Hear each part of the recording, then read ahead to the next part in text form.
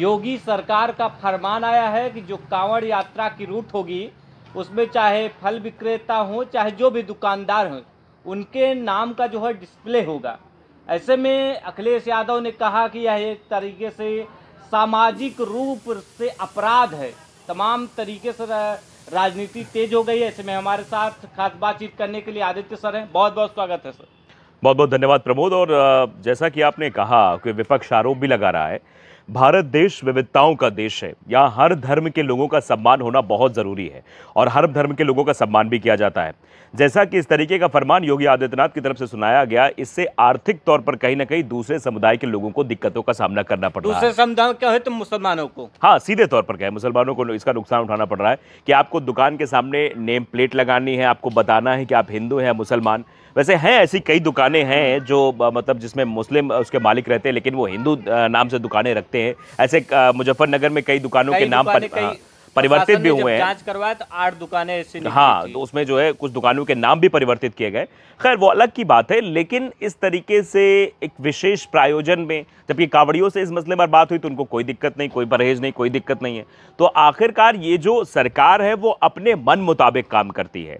आप देखिए कि चाहे वो नए जो मोटर व्हीकल एक्ट लाया गया था उसमें भी देख लो तो ना ही उन संगठनों से पूछा गया, ना ही ट्रांसपोर्ट यूनियन के अध्यक्षों से बात करी, उनके यूनियन से बात हुई, वो फैसला लागू कर दिया। उसके बाद कितना प्रोपेगेंडा हुआ। किसानों का बड़ा कानून लेकर आए, 3 कानून लेकर आए, किसानों से ही बातचीत नहीं की, उसको भी बाद में वापस लेना पड़ा। तो इस तरीके के फैसले क्यों लिए जा रहे हैं? डिजिटल अटेंडेंस, हाँ, अभी देखिए जो बेसिक शिक्षा विभाग के टीचर्स उत्तर प्रदेश में उनको कहा गया कि डिजिटल अटेंडेंस उनकी होनी चाहिए। उसके बाद 8 से 9 लाख टीचरों ने उसका विरोध किया, तो उसके बाद अब उसमें भी रोक लगा दी गई। 2 महीने का रोक है। 2 महीने बाद कहा जा रहा है इसके बीच में कमेटी बनेगी, वो कमेटी इस बात की जांच करेगी आखिरकार आगे कैसे फैसला लेना, आगे क्या कुछ करना है।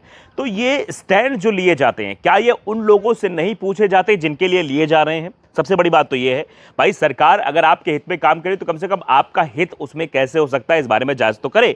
देखिए तो कांवड़ियों को इस बात से कोई भी परहेज नहीं था, कोई भी दिक्कत नहीं थी। कई कांवड़ियों के वीडियोस वायरल हो रहे हैं, कई जगह कहा भी जा रहा है। अभी न्यूज़ 24 पर एक वीडियो चल रहा है, खूब वायरल हो रहा है सोशल मीडिया पर, एक्स पर कई लोग उस वीडियो को शेयर कर रहे हैं, जिसमें एक कांवड़ यात्री था, उससे जब ये पूछा गया कि आप यहाँ क्यों रुक रहे हैं, बगल में तो मुसलमान की दुकान है, आप वहाँ जाएंगे, तो कह रहे हैं इससे हमें कोई दिक्कत नहीं है, ये तो सिर्फ हमारा बनाया हुआ है ना, हम लोगों ने हिंदू मुसलमान किया है, जबकि हम तो भाई भाई हैं। कहा भी जाता है, बचपन में सिखाया था हिंदू मुस्लिम सिख ईसाई आपस में सब भाई भाई। तो अब ये जो करने की कोशिश हो रही है, दरअसल ये एक मेंटल तौर पर 2 धर्मों और 2 समुदायों के बीच एक मतभेद पैदा करने की कोशिश है। फिर तो यही हो जाएगा, हिंदू हिंदू की दुकान पर सामान खरीदने जाएगा, मुसलमान मुसलमान की दुकान पर सामान खरीदने जाएगा। ऐसा ही कर्नाटक में हुआ था। कर्नाटक में प्रमोद तुमको मैं बताऊं, सबसे पहले हिजाब का मुद्दा शुरू किया गया, हिजाब बैन को लेकर खूब बवाल हुआ। उसके बाद वहां पर हलाल वर्सेस झटका शुरू किया गया, जो मीट जो बिकता है अलग तरीके से बिकता है उसको लेकर। फिर तीसरी जो पद्धति शुरू हुई वो ये कहा गया कि जो ऑटो वाले हैं, जो हिंदू ऑटो वाले हैं, जो मंदिरों तक रास्ता तय करते हैं, उन सभी को अपने गाड़ी पर झंडा लगाना होगा, भगवा झंडा लगाना होगा, ताकि जो यात्री मंदिर तक जाना चाहते हैं वो देखें और हिंदू के ऑटो पर ही बैठे। फिर ये कहा गया कि फलों की दुकानों पर मुसलमानों का आधिपत्य हो गया है, इनका जो है इनकी दुकानों से कोई सामान ना खरीदे और ज्यादा हिंदू भाई फलों की दुकान खोले। ये क्या है? ये देश में हिंदू मुसलमान करने की दरअसल कोशिश है। अब ऐसे मसलों पर आप देखिए कि हमने कई तस्वीरें प्रमोद देखी हैं कि गंगा जमुनी तहजीब की तरजीह दी जाती है देश में। कई जगह कांवड़ यात्रियों पर मुसलमान भाई फूल बरसाते हैं, ऐसी कई तस्वीरें हैं। जाते भी हैं, बोलबम भी जाते हैं और मानते भी हैं। तो ये दरअसल जो एक लकीर खींचने की कोशिश है। जैसा कि आप देखिए, अगर अंग्रेजी आप पढ़ते हैं थोड़ा बहुत प्रमोद, तो आप दिवाली अगर लिखेंगे तो लास्ट में जो 3 अक्षर होते हैं उसमें अली आता है, DIWALI, अली। और जब रमजान शुरू होता है तो पहले 3 शब्द राम से शुरू होते हैं, यानी दिवाली में अली बसे और राम बसे रमजान। ऐसा है अपना हिंदुस्तान। तो इस हिंदुस्तान को बांटने की कवायद क्यों हो रही है? इस हिंदुस्तान को विभाजित करने की कवायद क्यों हो रही है इस तरीके के फैसले लेकर? अब सवाल ये है कि कहाँ कहाँ लिखा जाएगा, किस किस दुकान पे, क्या जहाँ जहाँ हॉस्पिटल है, मान लीजिए कि कोई मुसलमान हॉस्पिटल किसी हिंदू के बगल में हॉस्पिटल खोला है सर, और उसको जरूरत पड़ गई कि ब्लड की, उसको इलाज की जरूरत पड़ गई, तो कहाँ जाएगा? क्या वो सोचेगा? आप देखो, आपने इलाज की बात की, खून की बात की, ब्लड की बात की। क्या कभी हम देखते हैं जब ब्लड बैंक से किसी के लिए खून लेने जाते हैं कि हिंदू का है, मुसलमान का है, हरिजन का है, या फिर ऐसा है? मतलब जात बिरादर देखते हैं कि नहीं, हम पंडित है तो हमको पंडित वाला ही खून दे दो भाई, हमको बचाना है, या फिर हम अगर यादव है तो यादव वाला दे दो। कर रहे हो, धर्मवाद कर रहे हो तो हर जगह करो सर। और सब ये और बहुत बड़ी बात है। बड़ी सवाल, अब आप बताइए, अब बताइए। अरब मुसलमानों के देश से ही, मुस्लिम कंट्री से ही डीजल पेट्रोल आते हैं, तो हाँ, उस पे भी। और दूसरी नहीं, ये भी चीज है जो ये छुआछूत बता दिया है कि छूने से धर्म भ्रष्ट हो जाता है। अब आप देखिए कि अगर रास्ते पर किसी कावड़िए का, भगवान न करे, मतलब कुछ गिर जाता है या बेहोश हो जाता है चलते चलते, या कहीं भी कोई भी विपत्ति आ जाती है, तो अगर उधर से कोई मुसलमान गुजर रहा है तो क्या वो उठा के उसका इलाज करा देगा तो उसका धर्म भ्रष्ट हो जाएगा? बताइए प्रमोद आप, कि अगर उसका उठा के वो जाके उसको जो है वहां से उठाए, क्योंकि वो बेहोश हो गया, उसको तुरंत ट्रीटमेंट की जरूरत है, तो उसको ट्रीटमेंट पहुंचाने के लिए मुसलमान ले जाए, या फिर जिस अस्पताल में उसको ले जाए, नजदीकी अस्पताल, वो मुसलमान का अस्पताल हो, तो क्या उसका इलाज नहीं होगा? और इलाज होगा तो उसका धर्म भ्रष्ट हो जाएगा। अच्छा, जिस समय सर देश में इतनी ज्यादा बेरोजगारी है, लोगों को हॉस्पिटल में इलाज नहीं मिल पा रहा है, गरीब बच्चों को शिक्षा नहीं मिल पा रही है, गरीबों को खाना नहीं मिल पा रहा है, आवास नहीं मिल पा रहा है, ये बुनियादी चीजों को छोड़ करके सरकार किस दिशा में मोड़ रही है लोगों को? हम आज बैठ के किस बात पे चर्चा कर रहे हैं? हम चर्चा कर रहे हैं हिंदू मुसलमान पर, और ऐसी कई चर्चाएं हो रही हैं। दरअसल देश के युवाओं को और देश की जनता को दिग्भ्रमित करने का यह सबसे बड़ा एजेंडा है सरकारों का। ये दरअसल ये सोचती है कि अगर ये बच्चे पढ़ लिख लेंगे, ये पढ़ने लिखने में दिमाग लगाने लगेंगे, तो बेरोजगारी का स्तर और बढ़ जाएगा, और फिर ये सवाल करना शुरू कर देंगे सरकारों से कि रोजगार कहाँ है, जैसा कि अभी किया है बच्चों ने। तो दरअसल उन सवालों से भटकाने के लिए कि वास्तविक परिप्रेक्ष्य वाले जो सवाल हैं, जो मेन मुद्दों के सवाल हैं, उन सवालों से भटका के ये कहा जाए मुसलमानों को कमजोर किया जा रहा है। देखो ये योगी बाबा की सरकार है, मुसलमान दबे हुए हैं, बोल नहीं पा रहे, कुचले हुए हैं, ऐसा करके ये एक नैरेटिव दरअसल सेट करने की कोशिश है, ताकि सरकारों को इसलिए ना चुना जाए कि वो हमें नौकरी देंगी, इसलिए ना चुना जाए कि वो हमें मकान देंगी, इसलिए ना चुना जाए कि वो हमारे स्वास्थ्य का ख्याल रखेंगी, सरकारी सुविधाएं अच्छी होंगी, सब कुछ अच्छा होगा, इसलिए नहीं, बस इसलिए वोट देना है कि मुसलमान दब के रहेगा, मुसलमानों पर यह सरकार कार्रवाई करती है। ये क्या नैरेटिव बना रखा है? यही दरअसल देश को विखंडित करने का और देश में विकास ना होने का, देश को हमेशा से विकासशील की श्रेणी में रखने का बहुत बड़ा कार्य किया जा रहा है, और कुर्सी पर विराजमान होने के लिए किया जा रहा है। अभी हम लोगों ने सर खबर चलाई, किस तरीके से हम लोग आगरा में थे, वहाँ किस तरीके से जल भराव था, आपने देखा कि लोग वहाँ जा नहीं पा रहे हैं, एम्बुलेंस उस पर ध्यान है नहीं ना सरकार का, उस पर ना अधिकारियों का ध्यान है, ना सरकारों का ध्यान है कि बारिश से पहले अगर नालियों की साफ सफाई और व्यवस्थित तरीके से हो जाएगी तो स्वाभाविक है जल निकासी हो जाएगी, जल भराव होगा ही नहीं। लेकिन इसके बारे में तो ख्याल ही नहीं है ना भैया। अलीगढ़ में गया था, आज से 2 साल पहले की बात मैं बता रहा हूँ, अलीगढ़ के सांसद सतीश गौतम को मैंने फोन किया था। मैंने कहा सतीश गौतम जी, आपके अलीगढ़ में घुटनों से ऊपर तक पानी है। तो सतीश गौतम पता है क्या कहते हैं? अलीगढ़ हमारा कटोरे जैसा शहर है, अब कटोरे में पानी गिर जाएगा तो कैसे निकलेगा। मैंने कहा सतीश गौतम साहब, कटोरे में छेद भी किया जा सकता है, पानी निकासी की व्यवस्था भी कराई जा सकती है, लेकिन ये लोग अपनी जिम्मेदारियों से पल्ला झाड़ने के काम करते हैं। जो काम करना चाहिए वो काम नहीं करेंगे, जो नहीं करना चाहिए उस पर लोगों का दिमाग जो है ले जाने की कोशिश करेंगे, ताकि जनता जो है दिग्भ्रमित होते रहे क्या से क्या हो रहा है। तो कहीं न कहीं ये सरकार जो है भटकाने का काम कर रही है, आप मानते हैं? स्वाभाविक है, इसमें कहीं से कोई बात नहीं। क्या मसला था भाई, ये फैसला लेने का क्या मकसद था? अच्छा, जिस पुलिस, जहां रोज मर्डर हो रहे हैं, हत्या हो रही हैं, लोग खो जा रहे हैं, जिस पुलिस को इस पर ध्यान देना चाहिए कि भाई हमारी प्रदेश में, जिले में, देश में सुरक्षा व्यवस्था कायम रहे, उस पुलिस को लगा दिए नेम प्लेट, लिखो तुम हिंदू हो कि मुसलमान हो।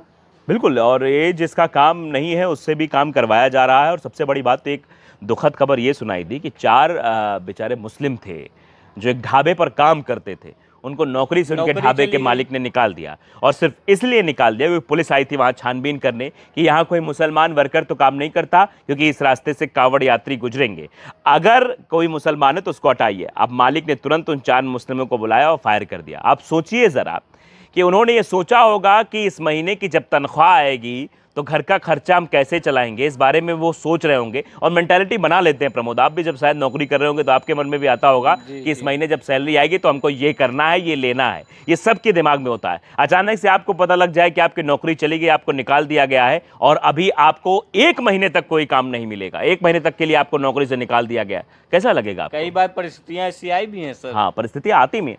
तो ये समस्या है, इस समस्या पर ना ध्यान दे के बेवजह का एक बेतुका, और कई सोशल मीडिया पर ऐसे लोग हैं जो तरह तरह की विद्वेष फैलाने का काम करते हैं। मैं जरा बताना चाहता हूं, डॉक्टर APJ अब्दुल कलाम को जो लोग जानते हैं, एपीजे अब्दुल कलाम रामेश्वरम में जब लोगों को दर्शन कराने जाते थे, नाव खींचते थे एपीजे अब्दुल कलाम।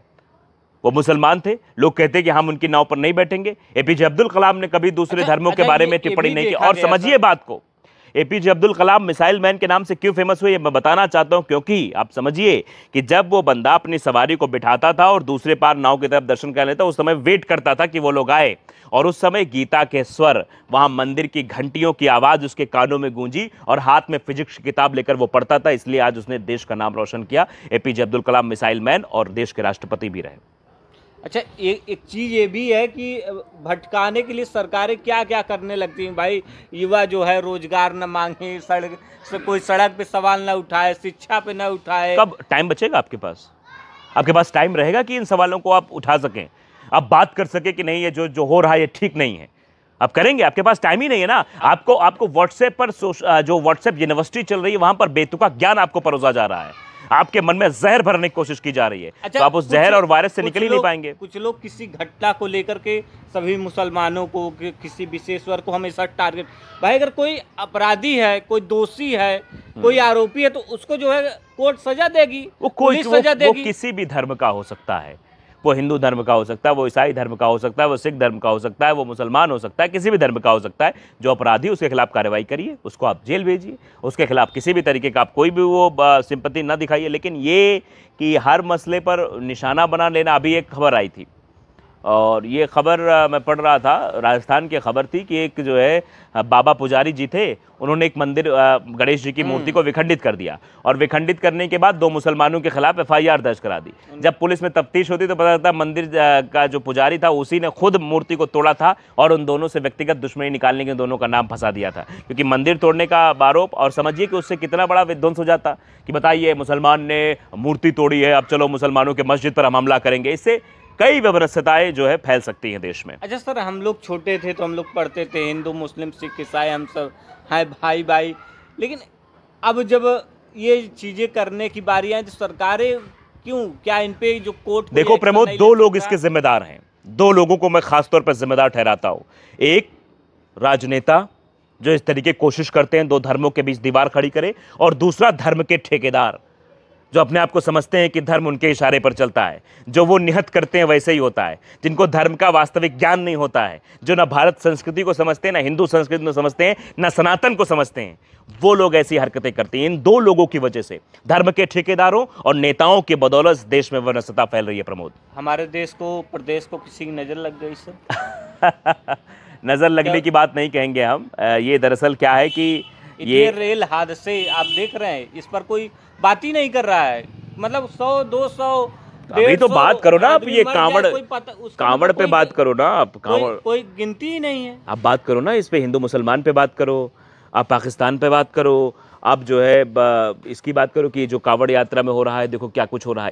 इस पे आपको फोकस ला दिया है ना। अब वो तो मुद्दा ही पीछे चला गया ना कि गोंडा में 4 दिन से वो बता रहा है, जो वहाँ पर काम करता है, कीमैन जिसको बोलते हैं, वो बता रहा है कि ट्रैक खराब है, सुन लो, लापरवाही है। इसमें एक ऑडियो क्लिप भी वायरल हो रहा है, उसकी फिलहाल मैं पुष्टि नहीं करता हूँ, लेकिन उस ऑडियो क्लिप में साफ साफ वो कह रहा है, विकास नाम के शख्स से बात करते हुए, कि मैंने 4 बार इनको 4 दिन से इल्तिजा किया कि देख लो भाई, खराब है, नहीं जानी चाहिए ट्रेन से, लेकिन उस पर किसी ने सुना ही नहीं, ध्यान ही नहीं दिया कि ऐसा हो भी सकता है। और ये लापरवाही की वजह से बड़ा हादसा हुआ है। इससे पहले भी लगातार, अब आएंगे मंत्री जी आएंगे, वो कहेंगे कमेटी बनाई जाएगी, जांच होगी, कमेटी 12 दिन में जांच रिपोर्ट सौंपेगी, टीवी पर खबर आ जाएगी, लोग सुनेंगे, शांत हो जाएंगे, खत्म हो जाएगा, बस खत्म हो जाएगा। कुछ दिन बाद जनता भूल जाएगी, सब खत्म हो जाएगा, फिर ना मंत्री। लेकिन एक चीज़ मुझे याद है कि नीतीश कुमार जब रेल मंत्री हुआ करते थे तो उन्होंने इस्तीफा भी दे दिया था। जब भी ये हुआ था, उसका वीडियो भी बीच में खूब वायरल हुआ था। तो मुझे लगता है कि नैतिक जिम्मेदारी का हवाला लेते हुए ये सब चीज़ें करनी चाहिए और कठोर कार्रवाई होए, ताकि दोबारा ऐसी घटनाएं ना हो, उनकी पुनरावृत्ति ना हो। चलते क्या कहना चाहेंगे सर? चलते क्या कहेंगे, मैं कहूँगा कि अखिलेश यादव ने कहा यह सामाजिक अपराध है, तमाम नेताओं के रिएक्शन आ रहे हैं, तो क्या लग रहा है कि इस पर बैकफुट पे आएगी सरकार? देखो, बैकफुट पर सरकार का आना या विपक्ष के नेताओं का बोलना विपक्ष के नेताओं का काम है, और मुझे लगता है कि उनको अपनी जिम्मेदारी भी निभानी चाहिए। वो भी अपनी राजनीतिक रोटियां सेकने के लिए काम करते हैं, वो भी काम करते रहे, अखिलेश यादव भी वही करते हैं। अभी ये ज़रूरी है कि जो चीज़ें की जा रही हैं देश में, उसका इम्पैक्ट जनता के बीच क्या पड़ेगा, क्योंकि मैंने पहले ही कहा कि भारत विविधताओं का देश है। यहाँ किसी धर्म और समुदाय को टारगेट करने की कोशिश करेंगे तो विवाद उत्पन्न होगा। एक चीज और है सर कि अगर आप लोग मीम शेयर करते रहते हैं, अगर आप कांवड़ यात्रा लेकर के चलेंगे तो आपके ऊपर जो है हेलीकॉप्टर से फूल बरसाए जाएंगे, पुलिस आपकी सेवा में तत्पर रहेगी, आपकी सुरक्षा में रहेगी, वहीं आप नौकरी मांग लीजिए, लाठी से मार भगाएंगे। ये बहुत ही इंपॉर्टेंट सवाल तुमने पूछा है। दरअसल यही तो बताने की कोशिश हो रही है पूरे देश को कि वास्तविक मुद्दे से आप हट जाओ, आप कावड़ उठाओ और बम बम भोले करो, आप अपनी नैतिक जिम्मेदारियां भूल जाओ। अगर आप नैतिक जिम्मेदारियों पर और सही सवाल सरकार से पूछने की हिमाकत करोगे तो आपको लठ के अलावा कुछ नहीं मिलेगा। लखनऊ में देखिए कितने बच्चे प्रदर्शन कर रहे हैं, आप चले जाइए भोपाल में प्रदर्शन हुआ था, भोपाल में बच्चों को लाठियों से मारा गया। ये दरअसल इसलिए किया जा रहा है और ये हिंदू मुसलमान देश में इसलिए किया जा रहा है कि युवा जो है इधर ही भटका रहे, वो व्हाट्सएप यूनिवर्सिटी के गेम में फंसा रहे और पढ़ लिख लेगा तो वो सवाल करना शुरू कर देगा, वो पूछना शुरू कर देगा कि भाई बताओ नौकरी कहाँ है, इतनी ज़्यादा समस्याएं हो रही है, हमको नौकरी चाहिए। तो टैक्स ले रहे हो, कहाँ जा रहा है? बिल्कुल बिल्कुल। तो ये इन सब चीज़ों पे काम ना करके वो दिमाग दिग्भ्रमित करने का काम करते हैं, जिससे आप वास्तविक मुद्दों पर सरकारों से सवाल ना पूछ सके। और जब आप सवाल पूछना शुरू कर देंगे तो इनको दिक्कत होने लगती है, इनको मिर्ची लगने लगती है और सवालों का जवाब नहीं दे पाते। सरकार का काम क्या है? सरकार का काम है कि मूलभूत सुविधाएं जो है वो जनता को मुहैया कराई जाए। भाई हमारा टैक्स का पैसा रहता है, हम एक माचिस खरीदते 10 पैसे सरकार को देते हैं, तो वही तो हमारे रूप में विकास क्यों आना चाहिए? नहीं पता चल पाता सर, इसीलिए उनको लगता है जो सरकार ने कुछ दे दिया तो लगता है उन पे बड़ा एहसान कर दिया है। जब तक हमारे देश की जनता रहनुमा बनाना शुरू कर देगी, जैसे मोदी, योगी, अखिलेश, अरविंद, ये कोई भी नेता हो, मैं सबके बारे में कहता हूं, अगर इनको आपने रहनुमा बनाना शुरू कर दिया कि ये हमारे लिए बहुत अच्छा काम कर, ऐसा कौन सा अपने पेट से काट के दे रहे हैं भाई? कौन सा जो है मेहनत कर रहे हैं उसके बाद पैसा ला के दे रहे हैं? हमारे टैक्स का पैसा है, हमारे लिए ही काम करना है आपको, हमारे लिए काम करो तो आपके गुणगान क्यों करे? वो तो आपकी नैतिक जिम्मेदारी, इसलिए आपको बिठाया है। जनप्रतिनिधि का मतलब होता है जनता द्वारा जनता के लिए, जनता द्वारा चुना गया और जनता के लिए उसे काम करना है, यही जनप्रतिनिधि का वास्तविक मतलब होता है।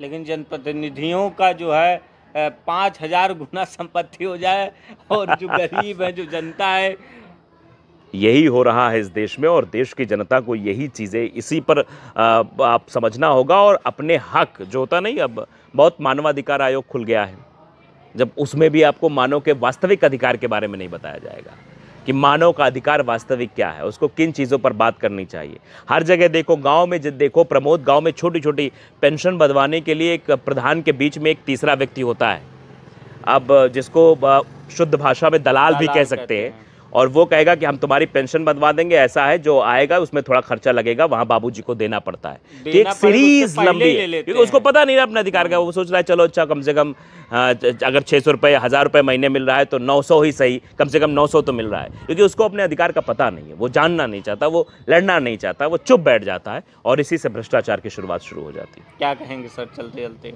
अब चलते चलते कितना कहलवाओगे प्रमोद? चलते तो यही कहेंगे कि देश की जनता ये समझे कि इन सब जो मुद्दों में, जो हिंदू मुसलमान में या फिर पाकिस्तान में, इन सब में जो फंसाया जा रहा है, ये दरअसल एक साजिश है। इस साजिश को बेपर्दा आप लोगों को ही करना होगा, क्योंकि बचपन में जो नारा हमें सिखाया गया, हिंदू मुस्लिम सिख ईसाई आपस में भाई भाई, वो नारा ज़रूर आगे बढ़ना चाहिए। और जो ऐसा करते हैं उनको भी ये समझना चाहिए कि ये इससे देश नहीं चलेगा। देश चलेगा कि सब अपनी नैतिक जिम्मेदारी का निर्वहन सही तरीके से करें। फिलहाल योगी सरकार की जो यह फैसला है, यह फरमान है कि जहां कांवड़ यात्रियों का रूट होगा वहां पर जो दुकानदार होंगे उनका नाम जो है डिस्प्ले होगा, इसको लेकर के आलोचना भी हो रही है। फिलहाल आप क्या सोचते हैं? अपनी राय हमें कमेंट बॉक्स में जरूर बताइएगा।